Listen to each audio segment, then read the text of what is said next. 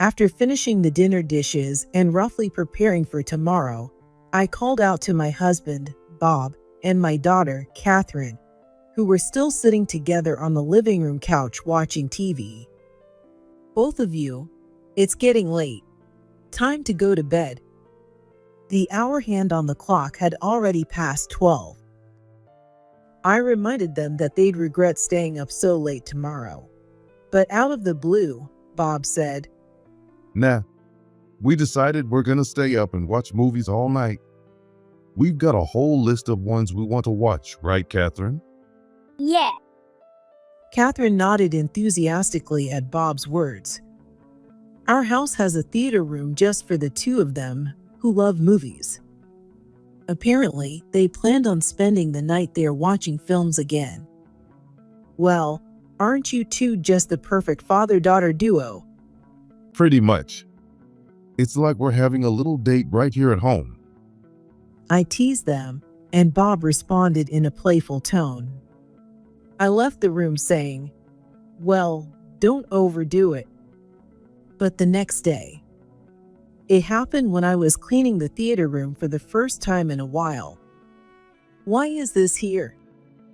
I suddenly noticed a bath towel under the couch. It wasn't the kind of thing that would just end up there naturally. It seemed as though it had been stuffed there. With no other choice, I opened up the towel to fold it neatly. But the moment I did, a wave of fear hit me, and I rushed out of the house. What is this? My name is Emily Jenkins, 45 years old. I work as a dietitian at a senior care facility. My job is demanding, but it's fulfilling to support so many people's lives. I live with my husband, Bob, who's a middle school teacher, and my daughter, Catherine. Well, Catherine and I aren't biologically related. She's Bob's daughter from his previous marriage. Catherine's birth mother passed away shortly after she was born due to illness. Bob and I met at a singles event. Maybe it was because of my job, but I had been thinking about retirement and growing old with someone since I was young, looking for a partner to support me in my later years. However, due to a health condition, I'm unable to have children.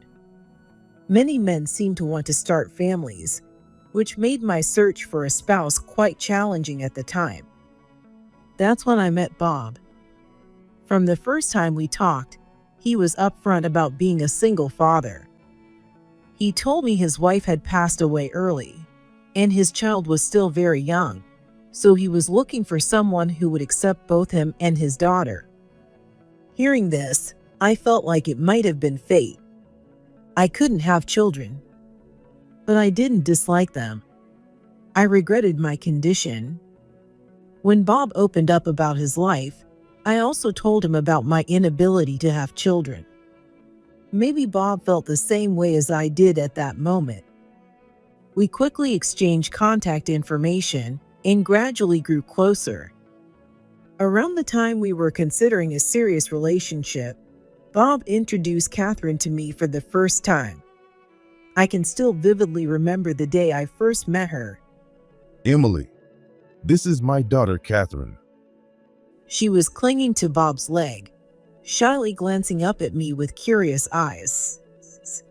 In her hand, she held her favorite teddy bear. She looked so small and delicate. She was absolutely adorable. Hi there, I'm Emily. Nice to meet you. I crouched down to her eye level and greeted her warmly. Catherine fidgeted nervously, but responded in a clear, confident voice. Nice to meet you. I'm Catherine. As she spoke, Catherine gave a shy smile. Right after that, she hid her face behind Bob's leg. But the moment I saw that smile, my heart fluttered. She's adorable. At the time, Catherine was 3 years old, still at an age where she needed a lot of attention. The thought of such an adorable child becoming my daughter filled me with joy. But at the same time, I couldn't help but feel deep sorrow for Catherine's birth mother, who never got the chance to watch her grow. Catherine still needed a mother figure in her life. That's when I made a promise to myself that I would take on that role and make her happy in place of her late mother. Over 10 years have passed since then, and I now think of Catherine as my own child. After I married Bob, Catherine quickly grew attached to me. She must have felt lonely without a mother figure in her life. From the outside, we now look like a close-knit family. Now that Catherine is in middle school, she excels both academically and in sports. She's the kind of daughter any parent would be proud of. She's the star of the tennis team and seems to be enjoying a fulfilling school life. Since Bob also played tennis, I often see the two of them chatting about the sport. It's great that Catherine is working hard in sports, and I should praise her for that. But there was one thing that worried me, and that was, Mom, I'm home. "Welcome back, Catherine."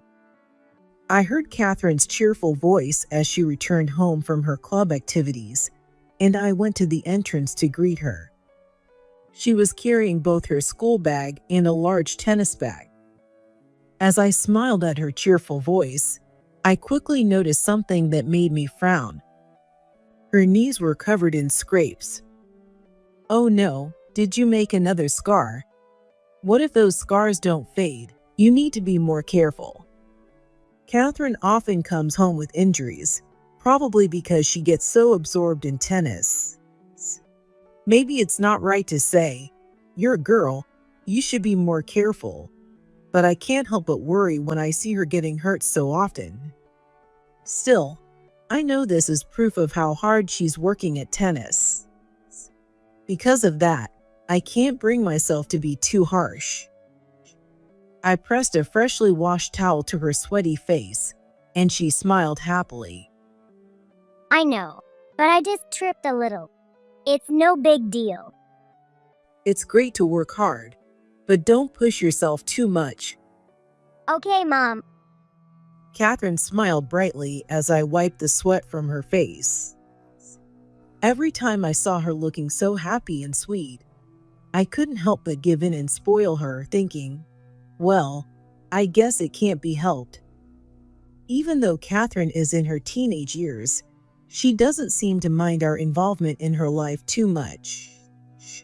The same goes for Bob. In fact, sometimes I think she's closer to Bob than she is to me.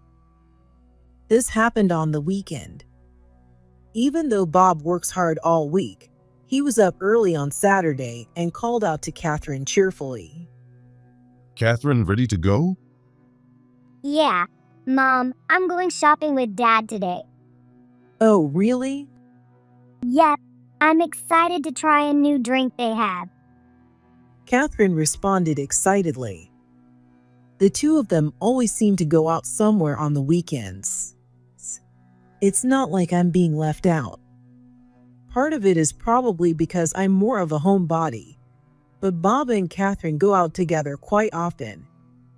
Unlike me, Bob and Catherine are into sports, so they're more of the outdoor type. Most of the time, their outings are for shopping. They often visit popular character shops or grab sweets together. So basically, you're just using him as your chauffeur. Come on, Emily. Don't say that. You're gonna make me sad. I teased Bob, and he shrugged in response. I'll bring you back a souvenir, so look forward to it. As Catherine said that, she was already heading towards the front door, holding her nice handbag, as if she couldn't wait any longer. Bob, ready to follow, was right behind her when I added, "Well, at least she doesn't hate you yet." Of course not. Catherine loves me. Soon enough, she'll be asking you not to mix your laundry with hers. Bob just gave me a vague smile and shrugged off my teasing. Have a good time. Once I saw them off, The house suddenly became quiet. I listened as the sound of their car slowly faded into the distance and let out a deep sigh. Maybe there really is something different when you're related by blood. It's not that Catherine and I have a bad relationship, but compared to Bob, it feels like there's a deeper connection between them. I know they're considerate of me being more of a homebody, but I can't help feeling a little left out sometimes. With both of them sharing a love for tennis, I often get the feeling that their conversations flow more easily when I'm not around. Would things change if I tried playing tennis too? I considered it, but remembering how hopeless I've been at sports since childhood, I quickly gave up on the idea. One evening, after finishing the dinner dishes and roughly preparing for tomorrow, I called out to Bob and Catherine, who were still sitting on the couch watching TV together. "It's getting late, you two. Time for bed." The hour hand had already passed 12. I understood that sometimes they wanted to have fun, but tomorrow was still a weekday. Knowing they'd regret it the next day, I was about to give them a little reminder when Bob suddenly said, We already decided that Catherine and I are going to watch movies all night. We've got a lot on our list. Right, Catherine? Yeah, Catherine nodded enthusiastically at Bob's words. Bob has always loved watching movies. Even before we got married, the three of us often went to the movies, and maybe because of that, Catherine loves them too. Sometimes, instead of shopping, their weekend outings are to see a movie. Bob even set up his own sound system at home, saying he wanted the best audio for watching movies. He likes to crank up the volume, so we even have a soundproof theater room in our house. Unfortunately, I've never been particularly interested in movies, nor am I knowledgeable about them. Unlike Bob, who was beaming with excitement, I raised my eyebrows. "You have work tomorrow, don't you?" Of course I do. But I'll manage. Bob gave me a sheepish smile, as if it were obvious. That expression annoyed me, but I understood his point. Both Bob and Catherine are athletes, so they can probably handle their own schedules. After all, sports are all about maintaining your body. Still, Catherine has a tennis tournament coming up. There's no need for her to stay up so late for no reason. But I knew from my experience that no matter what I said in these moments, they wouldn't listen. Well, aren't you two just the perfect father-daughter duo? They shared a bond over tennis and movies that I didn't. I hoped they'd forgive me for sounding a bit harsh. I tried to joke, but Bob responded in a playful tone. Yeah, we're pretty close. It's like we're having a little date right here at home. He looked over at Catherine, seeking her agreement, and my irritation grew. I knew it was childish, but sometimes emotions are too strong to control with reason. I started to leave the room in frustration when maybe. Catherine's voice, as she responded to Bob, sounded unexpectedly downcast, and for some reason, it sent a strange chill through my chest. When I instinctively turned around, I saw Catherine staring at me. "Catherine?" It felt like she was trying to tell me something. But that only lasted a few seconds, and before I knew it, she was back to her usual bright smile. It's nothing. Good night, Mom. "Good night." Even though I had a bad feeling, I brushed it off, convincing myself it was nothing, and went to bed early. The next day, Bob and Catherine seemed to have stayed up all night watching movies, just as they said, but both of them headed off to work and school as usual. They even seemed more energetic than I did, despite me having slept well. Are they really okay? Still, I couldn't help but worry. Maybe the lack of sleep had their bodies too wired. After finishing my work in the morning, I returned home around 3 p.m. and decided to clean the theater room they had used the night before. Since we don't use the room very often, I tend to put off cleaning it. But I figured I might as well take care of it now, so I stepped into the theater room. I wiped down the furniture with a damp towel, then started vacuuming. As I crouched down to clean under the furniture, making sure not to miss any dust in the small spaces, I suddenly noticed a towel had fallen under the couch. Why is this here? The couch is positioned right in front of the big screen. I don't use this room much, but we sit on this couch to watch movies. I remember when we bought it, Bob was very particular about the angle of the backrest and whether it would be comfortable for long periods. I turned off the vacuum cleaner and pulled out the towel. It seemed to be a bath towel, and it was quite large. Why would something like this be in the theater room? It wasn't small enough to slip in naturally. It looked like it had been stuffed under there. With a sigh, I decided to fold the towel back up. But the moment I unfolded it, a wave of fear gripped my throat. What is this? The bath towel was covered in red stains, scattered across its surface. For a moment, my mind went blank, unable to process the scene in front of me. Because no matter how I looked at it, those stains were blood. It wasn't the kind of blood you'd wipe from a small cut. There was a considerable amount all over the towel. What on earth? I rarely come into this room. The only ones who use it are Bob and Catherine. A terrible feeling welled up inside me, growing stronger by the second. Now that I thought about it, Catherine had been coming home with a lot of cuts and bruises lately. She always had some excuse, saying she fell during practice or nicked herself with her racket, but the frequency was too high. And I couldn't forget the way Catherine's eyes darkened just before she went to bed last night. Could it be? Gripping the towel with trembling hands, I felt like I was about to collapse, but I couldn't stay there any longer. I rushed out of the house. Catherine. I hurried to Catherine's school. As I approached the gate, there she was, carrying her usual school bag and a large sports bag. When I called her name, Catherine, who had been chatting with her friends, looked up with a bright, happy expression. Mom, what's wrong? After excusing herself from her friends, she came running over to me, and I felt a surge of affection for her. But at the same time, I saw the visible scars on her knees and arms, and a wave of anger burned inside me. Did you come to pick me up? I just finished practice, so let's go home together.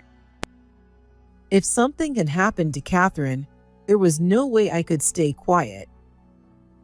I gently pushed Catherine's shoulder and led her away from the school gate to a shady spot under the trees, then looked down at her body, covered in scrapes. Catherine. What's going on? Seeing the pained expression on my face, Catherine seemed to notice that something was off. She looked up at me with a worried expression. Trying to calm my racing heart, I lowered my voice. I'm happy to walk home with you, of course. But first, I need you to tell me the truth. The truth? Catherine tilted her head, looking confused. I pressed my hand against my chest, feeling the rapid pulse beneath my shirt, and stared directly into her eyes. Today, while I was cleaning the theater room, I found a bath towel under the couch. It was covered in blood. At my words, Catherine gasped. In an instant, her face went pale. She brought a trembling hand to her mouth and looked down. She seemed so fragile. I instinctively reached out and put my hand on her shoulder. Catherine, I'm always on your side. You mean more to me than anything in the world. Please, tell me how that bath towel got stained with blood and why it was hidden. Tell me what really happened in the theater room. Catherine fell silent for a long time. I could tell she was debating whether to tell me or not. But I waited patiently, trusting that she would open up to me. Finally, Catherine spoke, her voice barely above a whisper. The truth is, we didn't watch a single movie last night. I was practicing tennis with Dad. All those times we said we went shopping or to the movies, that was a lie. Dad's been training me in tennis. So that's what it was. As Catherine confessed, everything suddenly made sense. Bob was also a tennis player, but his passion for the sport was on a completely different level from Catherine's. His obsession with tennis went far beyond just a hobby. In fact, he was still coaching tennis, even while working as a middle school teacher. For Bob, tennis wasn't just a sport. It was practically a lifelong mission. Apparently, Bob once aimed to become a professional tennis player. One time, when we were talking about why he married me, he joked, I married you, Emily, because you can cook meals for athletes. Bob's dedication to tennis was intense. But Catherine wasn't like that. You don't really love tennis that much, do you, Catherine? No, I guess you already knew that. Catherine nodded sadly, her shoulders slumping. Of course, she had the talent to succeed. She'd achieved impressive results in her school tournaments, but it wasn't something she was passionate about. Of course I knew. You're my precious daughter. And don't forget, there was that time you and Bob argued about tennis when you were little. I remember the day when Catherine was still young, and we had a small argument about tennis. Bob had suddenly announced that he wanted her to take tennis lessons. He had shown her a brochure he found advertising a tennis school. Catherine, you got real talent. You could be a pro. You could represent the U.S. and even compete in the Olympics. He grabbed her shoulders, speaking with such enthusiasm that I frowned a little, thinking that this should really be Catherine's decision. After all, it was her life. Catherine enjoyed physical activities, but it seemed she preferred dancing and singing her heart out. And sure enough, Catherine shook her head. But I like singing more than tennis. Tennis isn't fun. What are you talking about? You've got a gift most people can only dream of, and you're just throwing it away? When Catherine firmly stated that she had other interests, Bob raised his voice at her as if scolding her. I could see Catherine shrinking back in fear, and I couldn't stay quiet any longer. Bob, wait. This isn't your decision to make. It's up to Catherine to choose if she wants to play tennis.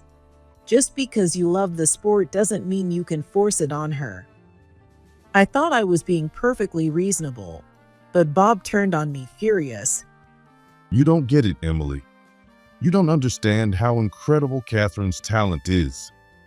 She might have talent, but it's up to her how she uses it. Well, yeah, but I remained calm, not backing down. Bob bit his lip in frustration and went silent. He looked displeased, but I wasn't going to let him force Catherine into anything anymore.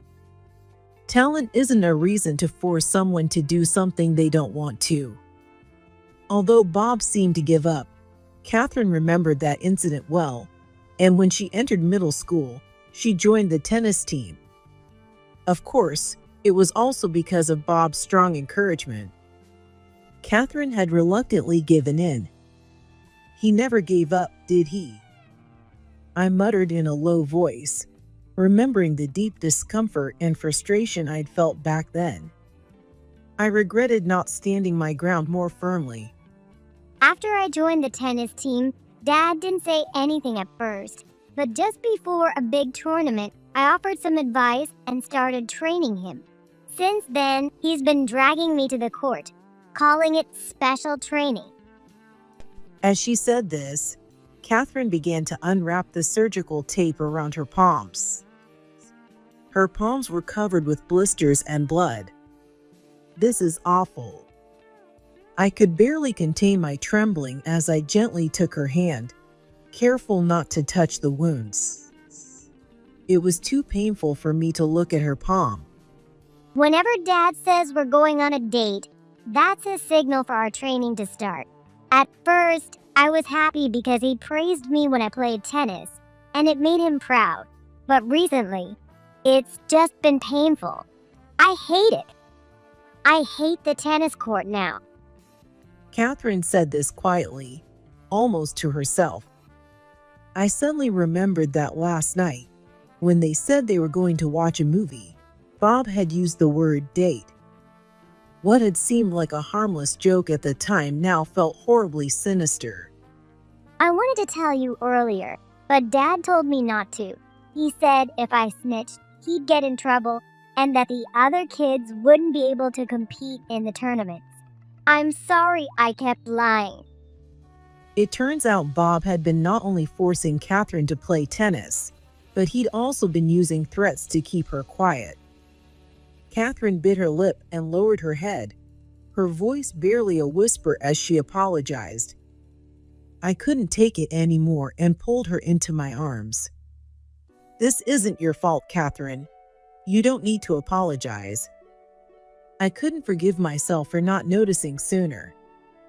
Last night, when Catherine had stared at me, she had probably been unconsciously reaching out for help. And I had completely missed it. I'm the one who should be sorry for not realizing what you were going through. You've been trying so hard, Catherine. I wouldn't let Bob do this again. With firm resolve, I said this aloud, and Catherine, perhaps relieved or maybe just happy to be praised, finally gave me a shy little smile. I doubt Bob ever intended for things to go this far. Sports rely on the body, and if you damage it, you lose everything. Pushing Catherine so hard that she bled went completely against that logic. What began as a genuine desire to support Catherine had twisted into an unhealthy obsession with the sport itself. But that didn't excuse him for hurting her. Catherine, we're going to my parents' house. Pack your things. Now? Right now? Without wasting any time, we quickly packed our bags before Bob got home. We took the train and headed to my parents' house. According to Catherine, Bob's special training sessions usually happened late at night after I had already gone to bed. And they happened often. I knew the only thing I could do was get Catherine away from him for a while. On our way there, I told my parents what had happened, so when we arrived, they welcomed us warmly. Even though Catherine had been busy with her club activities, she seemed happy to reunite with her grandparents after so long. Despite not being related by blood, Catherine's bright and sweet nature made her beloved by my parents as well. But as the time for Bob to come home approached, I noticed that even Catherine, as relieved as she was to be away, started to get anxious. Exhausted from her practice and the emotional toll of sharing everything she had been through, Catherine eventually fell asleep. I left her in the care of my parents, and as I sat alone, contemplating the future, my phone began to ring. Of course, it was Bob. I took a deep breath, trying to calm the storm of anger brewing inside me, and answered the call. Hello, Emily. Where are you? Is something wrong? Catherine's not here either. And with her tennis tournament coming up, staying out so late. Even as Bob expressed concern about us, his passion for tennis was clearly clouding his judgment. This only fueled the anger I had been holding back. I spoke in a cold, firm voice. If you're asking if something's wrong, yes, something is. I'm at my parents' house with Catherine. Why? He was completely confused. To answer his question, I laid it all out. Last night, you didn't watch any movies, did you? You were giving Catherine a tennis lesson. I heard Bob gasp on the other end of the phone. Ironically, it was almost the same reaction Catherine had when I confronted her by the school gate. And that whole date thing, that's code for your training sessions, isn't it? I found the bath towel under the couch too. That was you who stuffed it there, wasn't it? Pretending to go shopping, they were actually continuing their intense training on the weekends. He was pushing Catherine through such harsh practices that she was bleeding. As I confronted Bob with the facts Catherine had told me, he hastily tried to make excuses. Yeah, okay, the towel is mine, but I just dropped it. And that blood? It's from when I bumped into the side table. Have you seen the state of Catherine's hands, Bob? They're covered in burst blisters and blood. Her palms are completely wrecked. I cut him off before he could continue his string of excuses. You really think you can talk your way out of this? Realizing there was no escaping the truth, Bob fell silent. But after a moment, he began again, in that same defensive tone. You don't get it, Emily. Catherine could become a professional. She has an extraordinary talent, something truly rare. I'm doing this for her sake. Bob's argument was clear. He believed he was pushing Catherine for her own good, to fulfill her potential. But how could something she didn't want possibly be for her benefit? It was all Bob's selfish vision. Our conversation escalated into a heated argument. If Catherine doesn't want to play tennis, then it's for nothing. And pushing her until she's hurt, how does that help her? Sports aren't that easy, Emily. You wouldn't understand because you don't play. Every professional athlete has to push through injuries. It's part of the game. But Catherine doesn't want to be a professional. Your whole premise is wrong. Her talent isn't something everyone has. It's a gift others would kill for. And I can bring it out of her. Without me, she'll waste it. Hearing this, something inside me snapped. I remembered Catherine's battered hands, the pain she had been hiding. What talent? This isn't about Catherine. In the end, Bob is only thinking about himself. What he's doing is nothing more than imposing his own ideas on her. Enough already. The one who's the most jealous here is you, Bob. If Bob had been standing in front of me, I might have slammed my hand on the table or even struck him. That's how furious I felt. This is Catherine's life, not yours. She's not some substitute for your failed dreams. No one has the right to force her, not even you. If Bob truly cared about Catherine, he wouldn't push her to the point of bleeding. I understood that Bob was still haunted by his unfulfilled dreams of becoming a professional tennis player. His obsession with the sport was his way of holding on to those dreams. But that didn't give him the right to use Catherine to live out those ambitions. Our conversation was going in circles. Bob refused to see reason, convinced that what he was doing was for Catherine's benefit. He truly believed that pushing her was the best thing for her. I couldn't waste any more energy on him. I firmly said, "That's enough. I'm divorcing you, Bob, and I'm taking custody of Catherine." What? You can't just make that decision on your own. I had been thinking about this the entire way back to my parents' house. We had once built what seemed like a happy family. But in truth, it was only on the surface. and it relied on Catherine's silent suffering. If Bob couldn't let go of his obsession with tennis, then I had no choice but to protect Catherine. After all, we were family, even if we weren't connected by blood. I can't trust you with Catherine, I said coldly, and ignoring his continued shouting, I hung up the phone. As I had told him, we went through with the divorce. Bob didn't agree right away, and it escalated to a court battle. But with Catherine's testimony, I was granted full custody. It was later revealed that Bob had also been pushing his students through practices that made them bleed. The members of the tennis team he coached were in the same situation as Catherine. The extreme training he imposed on the tennis team he coached became a serious issue, so much so that it was reported in the news. Naturally, Bob was fired. But even then, he insisted he had done nothing wrong. Honestly, I never want to have anything to do with him again. Mom, I'm home. Welcome back, Catherine.